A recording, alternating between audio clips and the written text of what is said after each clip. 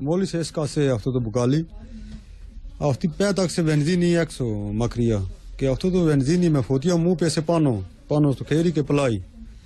Και έπιασε φωτιά πάνω στο σώμα μου.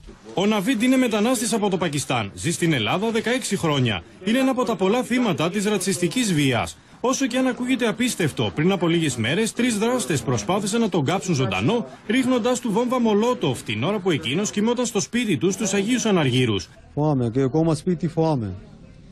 Να μην μπουν μέσα, να μην χτυπάνε και ούτε που βγαίνουμε έξω που βγαίνουμε φοβάμαι.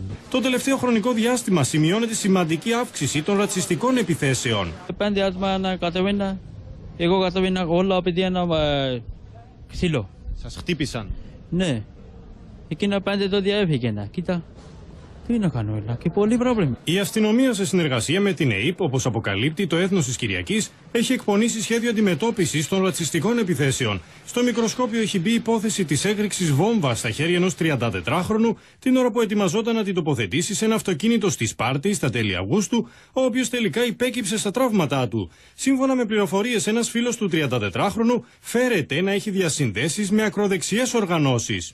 Κατά τη διάρκεια των ερευνών που έγιναν στο σπίτι του 34χρονου στο Γήθιο, βρέθηκαν υλικά που θα μπορούσαν να χρησιμοποιηθούν για την κατασκευή δεκάδων εκρηκτικών μηχανισμών. Ο φίλος του βομβιστή αναζητείται από την αστυνομία, αφού από την ημέρα που σημειώθηκε η έκρηξη έχουν χαθεί τα ίχνη του.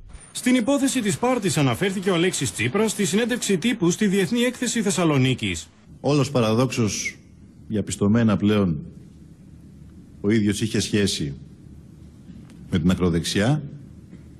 Και όλος παραδόξως βρέθηκαν 60 εκρηκτικοί μηχανισμοί. Για ιδία χρήση άραγε. Εμείς ζητάμε με κάθε επισημότητα από την κυβέρνηση και από το Υπουργείο Δημόσιας Τάξης Προστασίας του Πολίτη, δεν ξέρω πώς έχει μετονομαστεί τώρα, να ρίξουν άπλετο φως σε αυτή την υπόθεση.